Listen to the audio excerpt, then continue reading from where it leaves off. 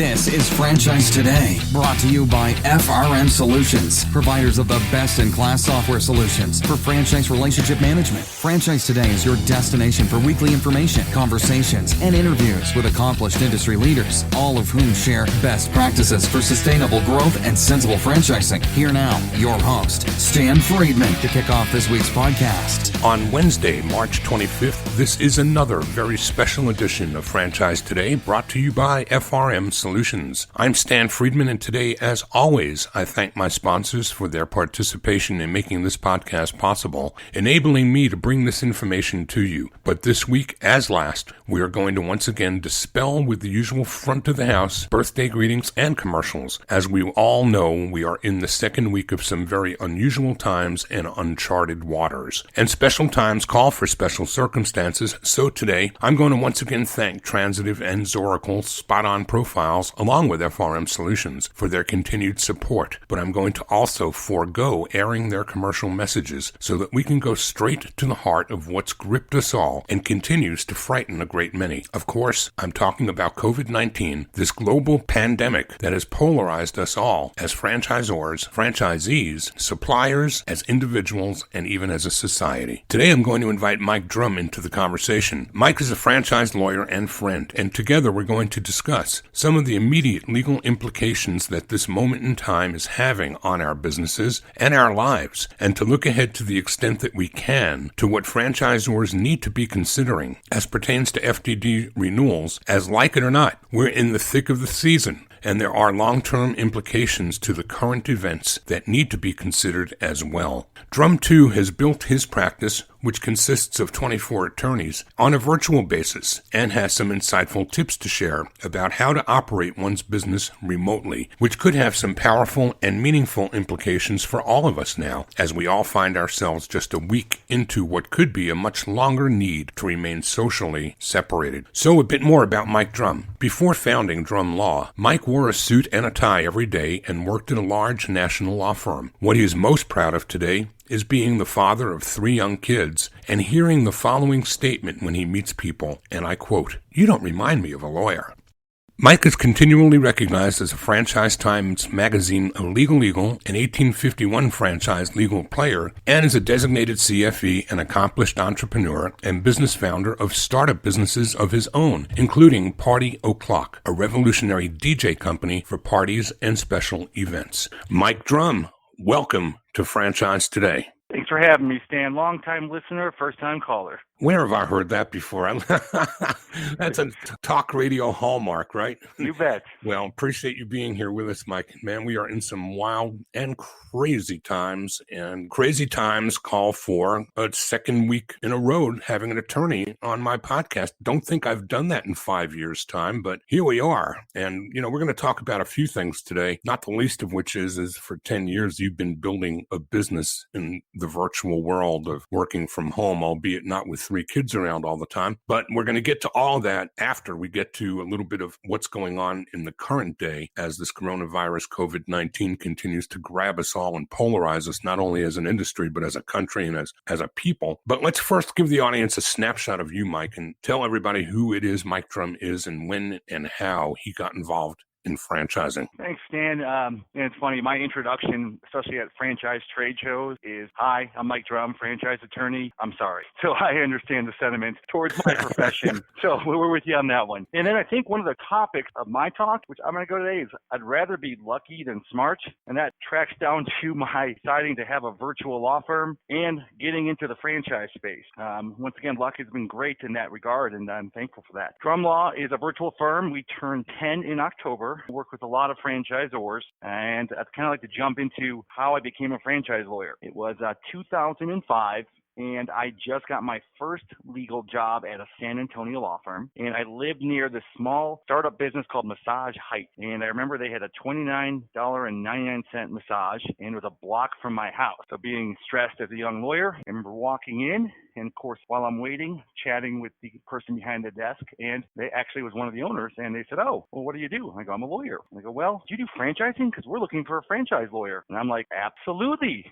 Thinking, okay, I'm going to have to figure out how to be a franchise lawyer, but that's tomorrow's problem. And that was kind of my journey to being a franchise lawyer. The company was Massage Heights, and we've been working with them for over 15 years. And I can honestly say they're the reason why I am where I am today. And I'm grateful for that, too. You know, there are no coincidences, and that story is great every time I hear it, and it's equally as great whether I hear it from you or from Shane. There's absolutely consistency in how the story is told. Shane takes credit for turning you into a franchise lawyer, and you give credit to Shane for doing it, so that's a beautiful thing. Absolutely. And if you have to pick your first franchisor, she was amazing to work with. We got to grow together, and I think she benefited from if I've drank a bottle of wine in the attorney lounge, all your legal advice is free. And she really enjoyed that. Well, great stuff. So listen, a little levity at the beginning of this interview is a good thing. We are in some really scary and crazy times. And I want to call on you today to help the audience with some things that you said that you've been doing for more than 10 years, operating a business in a virtual environment. And you've got a top 10 hit list that we're going to ask you to share with the audience a little further down the road. But I'd like to at first begin with some insights from you about where we are now. I mean, a week ago, I had Robert Crisanti on, and we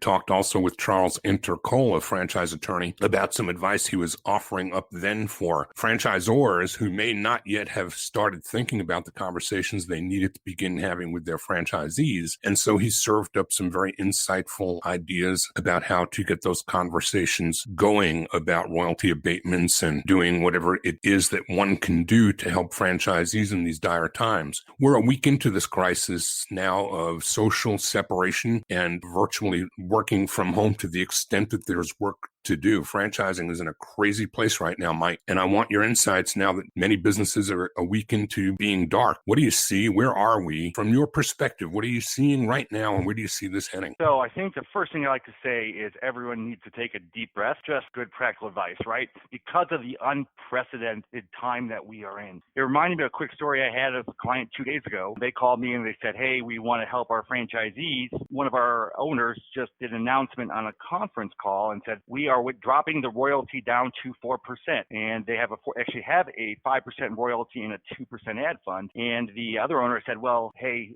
I'm glad that we did this, but what does that mean? Did we drop the ad fund? Did we drop the royalty? Did we defer?" And the answer is we don't know. So that's why I like to take the deep breath. Let's figure out how we can help, but do it appropriately. So your franchisees know we're going to have words like royalty waiver, royalty deferment. Are you going to delay? Are you going to defer? What is your strategy? It's funny. I keep thinking of Forrest Gump at this time, Stan, which is a movie that, you don't usually think about in modern times, I'm guessing. But Forrest is on the shrimp boat with Lieutenant Dan.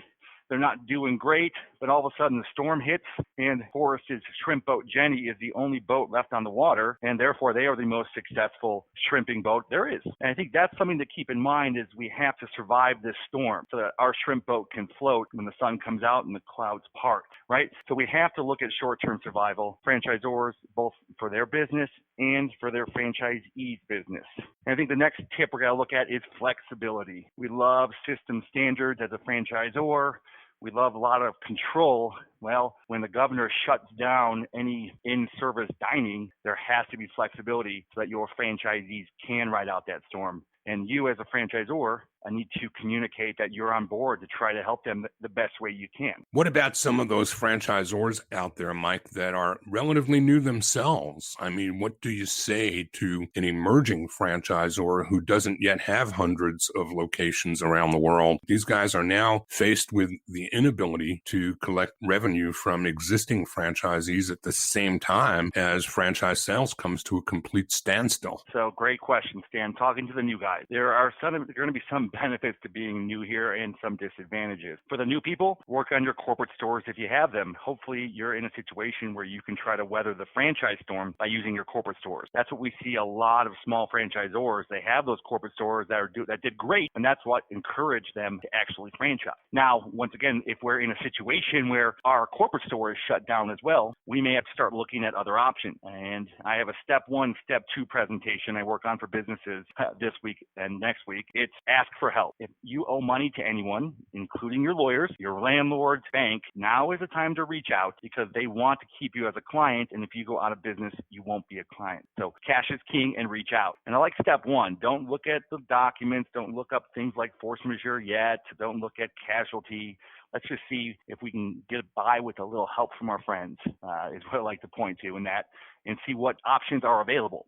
You can always look at step two on any monetary obligation then for those key words like force majeure, casualty, because cash is king right now. You need to stay liquid, you need to stay afloat, especially as a new franchisor. Now, I also want to bring up an opportunity though. When the clouds part and the sun comes out, there will be a lot of opportunity for certain franchisors. Not every business, unfortunately, is going to make it through this. They weren't well capitalized, or they didn't have a good plan, or just, unfortunately, this is kind of the world we live in, and good businesses will go out of business. But what that will lead to is a lot of open real estate. You're going to find a lot of equipment available. So as a new franchisor, or young franchisor, I would be thinking about opportunity as well as preservation. What can I do? Because if there is a failed business that's similar to mine, can I put a new franchisee in there for pennies on the dollar when the timing is right? And look at your business model. For instance, if you are that in-premise dining restaurant, maybe it's time to think about an express-to-go option in a smaller footprint. So preservation and look for the long-term opportunities, Stan. And communication, as you said, is key in every aspect of what we're talking about today. You cannot get enough of that going, both between your franchisees and yourself, as well as yourself and your suppliers. I want to ask about a third element in this conversation as pertains to those things that we're already discussing, Mike. What about private equity side? And franchisors, so many of them today are in private equity portfolios. Would your private equity company be a place to go to look for some temporary help as well? I think I would explore every single opportunity that you can, whether it be SBA disaster, whether it be rent abatement, deferment, or seeking out private equity. My concern with the private equity is the volatility right now.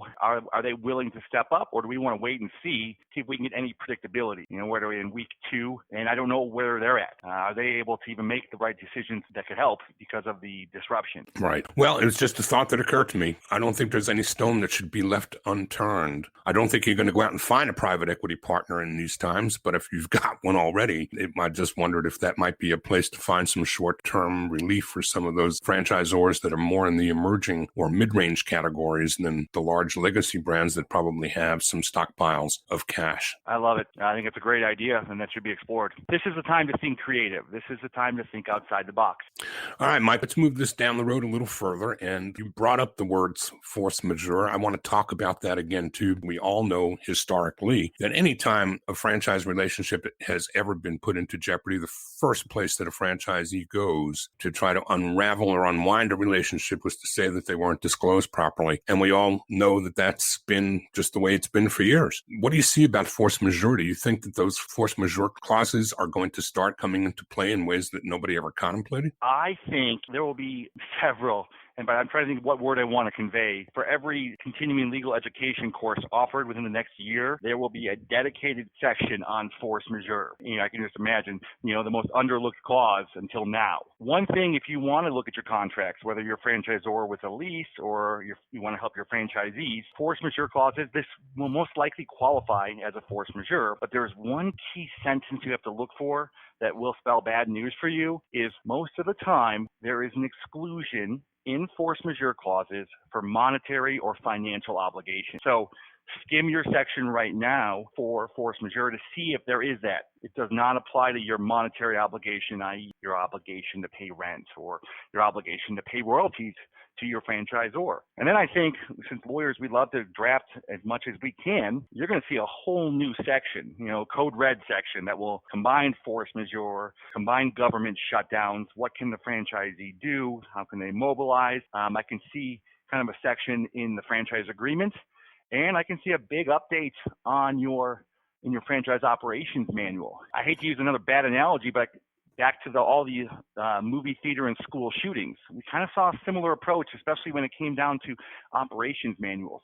giving your franchisees guidance in case something terrible does happen. I can see that we're going to be doing that a lot more with the coronavirus and other situations. Well, to your point, you don't like to bring those types of things up, but we have to learn from experience and we have to learn from the past, and point taken. So, Michael, moving forward here, where do you see this going in terms of the dust settling and after those initial conversations have occurred? What comes next between the Zors and the Zs and the legal issues that are going to be dusting up as the result of these unprecedented times? I think, unfortunately, we will see closures. Franchisees that were on the edge aren't going to be able to make this through. So I think that's something to anticipate, is there will be closures resulting from this. Businesses just can't survive without revenue. And even if we get low interest loans, even if we get royalty deferrals, how many businesses, once they're able to resume operations, can dig themselves out of that hole? Do you see that as well on the Zor side? I absolutely think that as well on the Zor side. How many Zors can risk losing half of their system if they have 10 franchisees and they're down to 5? That's where I see there's going to be some consolidation and opportunity. Pick up some brands that were good, just that couldn't make it through a government shutdown. So I definitely see that's going to be a market that's going to emerge going forward. And as every good financial planner is telling every one of their nervous clients today, you've got a plan, weather this storm. We're going to get out of this and we'll buy low and we'll make the sun shine again down the road later. Do you see that happening as well with perhaps private equity companies waiting to see who does shake out or what shakes out? Do you think private equity will double down and buy low, or do you think private equity might get spooked by all this and wonder, what are we doing in franchising anyway? I think I'm optimistic here. I think there will be consolidation and acquisition. I think we're going to learn a lot. The virtual movement had started years ago, and I think now everyone's going to have a taste of working from home. They're not going to miss that commute.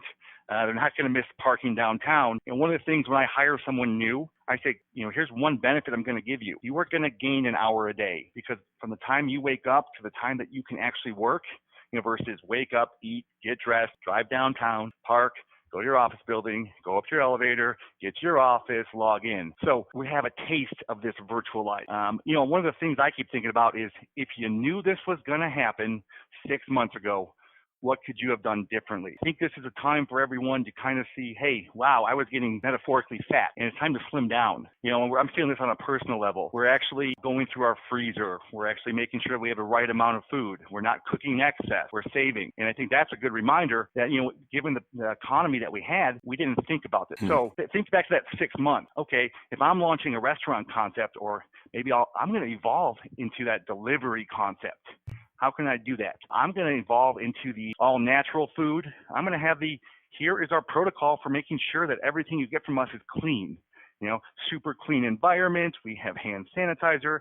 Here's why you're going to order from our restaurant, because what you get is safe. So there's all these opportunities, and I think the franchisors and the franchisees can adapt, and they will adapt. They're going to learn from this and bring some of these lessons back out when we're able to go out. What a great segue into your top 10 tips for franchising veterans to work from home. Lots of concepts out there have been opposed to the idea of, other than FranDev people, they've always been opposed to the idea of having people anywhere but central office. And literally, again, strange times. We're in an environment now where we're looking at a lot of firsts, and this may be one for several of those companies. So Mike, as a veteran, take us through those top 10. And I'm going to guess that the first one has something to do with getting dressed every day and acting like you go into an office. Absolutely. 10 years I'm going on working from home. I live in Denver, Colorado. And on a snow day or blizzard, it kind of doesn't look great out. I keep my pajama pants on. They're nice, soft.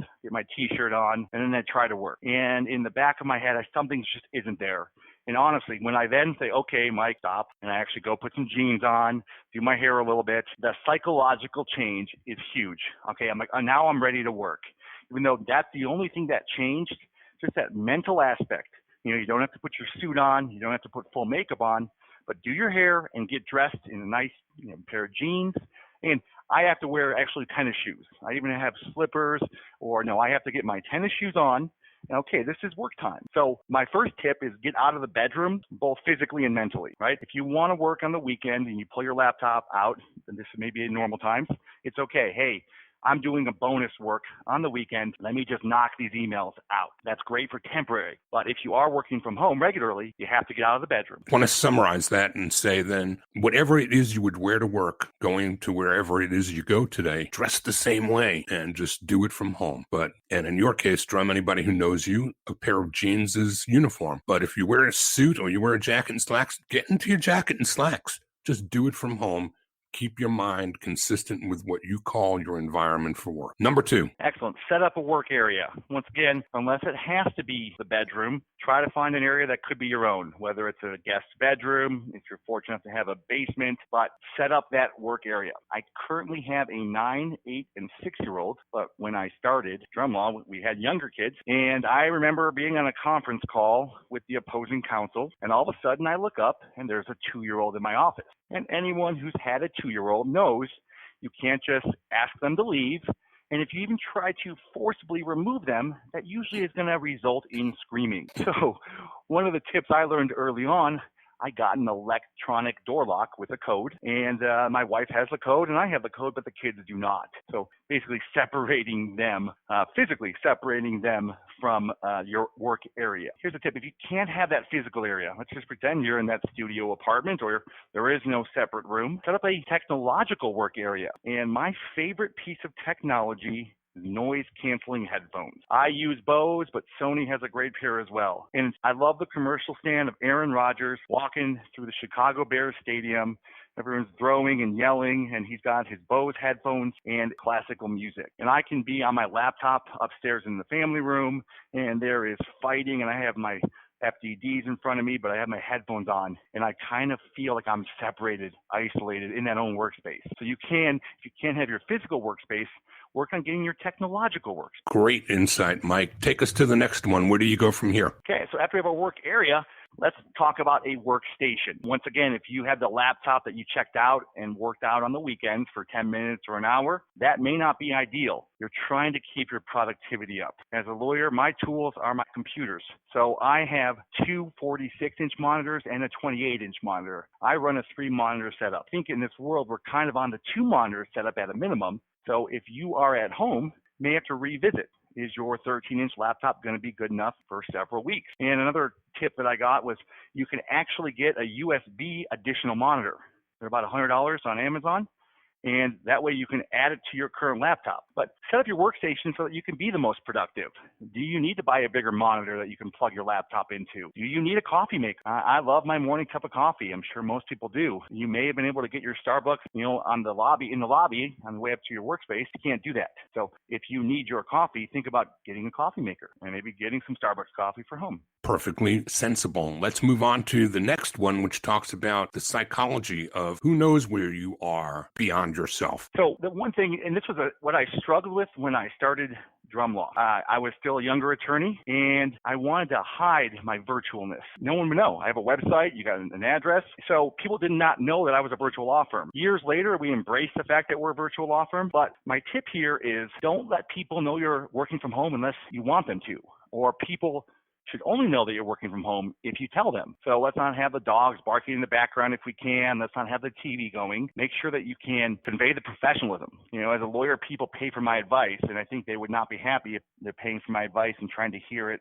or hear me repeat myself over my dog barking. So they should only know if you're working from home if you tell them. And I think still be a little more forgiving in this current situation, but still try to maintain that professionalism. All good ideas, Mike. All good input. Moving on to number 6, you have the communication issue with your spouse and kids and significant others as well. I mean, it's not just you who has to get ready and gear up for facing work from the home environment, but your spouse and your roommates and cohabitants in your work/home environment have to get on board too. And this one's great. And this one's one I struggle with. And even after 10 years, I still have to remind my wife. I work in the basement. And, hey, Mike, can you come up here and help me? And I'm on a call. I have to remind them, hey, can you please not do that? Not shout, because you never know what I'm doing. I may be on a phone call or I may be available. So work with your family and set up that communication. Here is my plan. I will come join you for lunch, but I'm going to be working from 9 to 12, or I'm going to be doing X, Y, and Z, and let them know. Or it's like, hey, listen, this is going to be a one-way thing. You're going to have to leave me alone unless the house is on fire.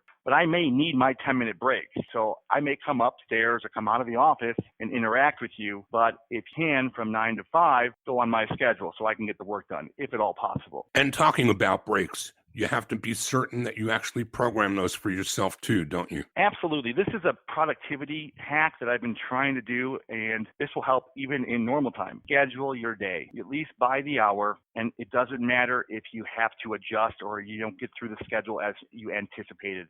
But by giving thought to your day, whether including work time and break time, you're going to be more productive. And then it'll set your expectations with your kids, especially if your kids are homeschooled right now, which is most of the younger kids, and it's been a struggle. I have to kind of schedule breaks to help my wife out because she is homeschooling 3 kids, and that's a challenge. So talk about that, and it's again a great segue into the next piece on the chart, which is keeping your meeting schedules. You know, it's interesting. It's been tough, right? I've been reading social media, reading the news. It's just the click. Try to remain focused on being productive. You know, some of the best moments the last week or two have been when I have been able to put the Bose headphones on and get some work done. So keep your meetings. Don't push it off because you can't. You know, what you don't do today will still be there tomorrow. But try to stay on track. Try to do whatever you can to keep the ball rolling. It'll help your health, sanity, and it'll help your business. We're coming around the final curve here, Mike. Let's talk about some of the downsides, and there are risks involved in working from home and doing your business from home. Let's dial into some of those. I think the biggest risk right now is technology. I don't think the spammers and the hackers are going to stop, and they're not going to take a break because of the coronavirus. The IRS is still calling me, but the good news is if I call them right back, they're going to let me fix it with an Amazon or iTunes gift card. You know, the Prince of Nigeria still needs money. This is an opportunity for hackers to hack your network, to go after people who aren't used to working from home and are exposing your infrastructure. So work with your company and your IT firm to make sure that what you're doing is you're not exposing your company. That's a big business risk there. And then, you know, as a lawyer, you know, I have to be careful. I have confidential information. If I'm working from home, I'd better have a shredder. I better not print and throw out in the regular trash. All of my ethical obligations survive whether I work from home or work from an office. And that's what you have to make sure that you follow all those. And it could be easy to forget about little things like that. And number 10, rounding it all out, deals with us personally, although I would argue that number 10 to me, I think has similar implications whether you're in a home office or an office that's got a well-stocked break room. But take it away anyway, Mike. So stay away from the fridge. Do what I say, not what I do, as of morning's evidence. We are in a stressful time. You may not be used to having a fully stocked fridge with all the things that you like available anytime you want. And I agree with you. There was always a secretary that had M&Ms right outside the door, and we had all the fountain soda at work. So in some regards, it may be better because you can plan healthier snacks at home, but try to, once again, minimize going to the fridge. Otherwise, you will be getting new pants when you go back to the office. So some of the sayings I always think when I work from home is, you know, am I always home or am I always working? And that's why the scheduling your day matters. And then there is a lot of great technology out there. Back to the risk. Make sure you have antivirus software, whether you're working personally. I think that there's a lot of vulnerability, and I think hackers and spammers will take advantage of this. Another great piece of technology, Google Voice. You're now working from home. You may not want to give everyone your personal cell phone number. A Google Voice number, you can give them the Google Voice number, you can text from the computer, and you can have it ring your cell phone. Here's another key technology recommendation. Stay in touch with your team. We use Slack. Skype is great. There's Zoom. But we have a great Slack channel where we're sharing all the homeschooling memes. We're sharing all the coronavirus memes. And it's kind of that water cooler talk, right? That's not done over the phone or email. So if you don't already have a group channel for your team, get one. That helps keep sanity during this crazy time. So take a look at that and then get a headset. I love my headset so much. I have 2 of them. And if my headset were to be broken, I would not have my calls. I cannot talk on the phone anymore without having a headset. So make sure you have the technology that you need to be productive at home. Mike, these are great insights. And literally, these are things that we take for granted because I think we each spend a fair amount of our time working virtually. I know I do. I've got a great office in Buckhead, but I spend more time virtual than I do heading into the office on days that I don't necessarily necessarily have meetings to attend or people that I have to see. And I feel like it's something that our franchise brethren are going to be taking a much closer look at. And I think your insights have been extremely helpful. I want to round this out with one last question on the current day and just ask, as we are in the height of renewal season, Mike, what are franchisors and attorneys facing now above and beyond the usual crunch time to get it all done, and how best to administer that? So great question. And an email just came across my desk. I keep in touch with a lot of fellow franchise lawyers, and the question is very timely. Will item 19 need to be adjusted to reflect the unknown with coronavirus? And what are we going to do with item 20? So this is a crazy time, as everyone knows. Item 19, this is going to be your financial performance representation. How good did my franchisees do last year? There must be a reasonable basis to give an item 19. And given where we're at, it's going to be a challenge. But I do think that you will be able to give your normal item 19, which usually is the last fiscal year. I would definitely try adding a sentence as of the issuance date. There is a lot going on, and our item 19 may need to be adjusted going forward based on this information. That's definitely something I think we're going to have, but I think you can still make an item 19 because otherwise no one's allowed to put any financial information out there because everyone is in this together. Item 20, what I am going to do for all of our clients, and I would recommend the same, item 20 has all your charts of franchisee. What I'm going to do is put an asterisk and say, as of the issuance date of this FDD, many of our stores, several of our stores, or a number of our stores or locations are temporarily closed. We do not know when or if these stores will reopen. I think that will help deal with, once the dust settles and we see what's left, where our item 20 will be. If we lost half our system, that could be a material disclosure, but we don't know what's going to happen and we still want to go forward, which I think we chatted about this, going forward with your FD. Most franchise disclosure documents will expire April 19th in California and April 30th everywhere. Several states, Maryland and Virginia right now, are granting a temporary reprieve for the deadline. I would recommend, if you are able to finish your FDD now, I would recommend that you do it. Getting franchise documents registered in states has been a challenge. New York has been up to 8 months. And even if you have some of these reprieves, once the dust settles, the sun comes out, all of the extensions will disappear. And then you're going to be dealing with the same issue that we deal with every year, trying to get registered in these registration states when you have 2 or 3 examiners trying to review thousands of FDDs. So one possible advantage of working from home right now is you can focus on getting your document ready, because when this is over, hopefully sooner rather than later, the franchisors are able to act fast, sell franchises, take advantage of all of these locations that may be open, the labor market, or excess inventory. They're going to need to be registered. And I think they'll have a leg up over everyone else who waited and now we're at the bottom of the pile. Great advice, Mike, and as always, very, very insightful and very, very timely. Mike, we've kind of rounded out the time we've got together here. Before I let you go, though, I'd be remiss if I didn't ask you to tell the audience how they can find you and continue this conversation on either front. Thank you so much, Dan. It's been a pleasure. I wish I were talking about something different, but as Benjamin Franklin said, we can all hang alone or we can all hang together. So let's hang together. You can find us at Drumm Law, DRUMMLAW.com.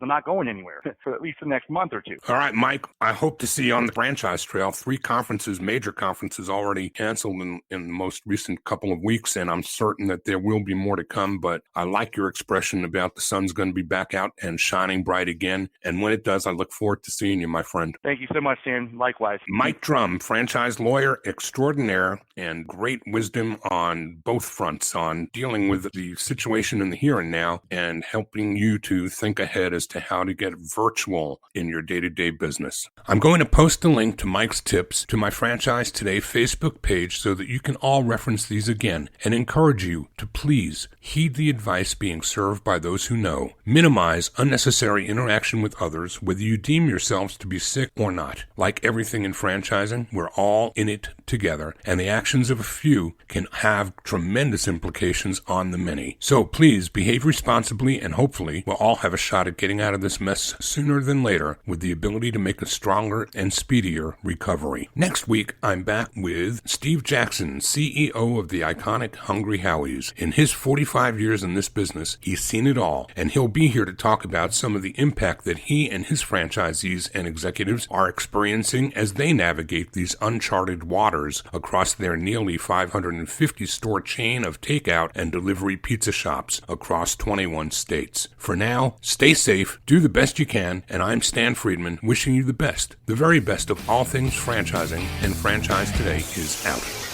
Franchise Today is a production of FRM Solutions, providing best-in-class CRM tools to empower relationships with prospective and existing franchisees. No excuses, just solutions. Find them online at frmsolutions.com. Join Stan every Wednesday at noon Eastern for another live episode of Franchise Today. Or, as always, download episodes on demand at blogtalkradio.com or iTunes. When you're part of a military family, you understand sacrifice and support. At American Public University, we honor your dedication by extending our military tuition savings to your extended family. Parents, spouses, legal partners, siblings, and dependents all qualify for APU's preferred military rate of just $250 per credit hour for undergraduate and master's level programs. American Public University. Value for the whole family. Learn more at apu.apus.edu/military.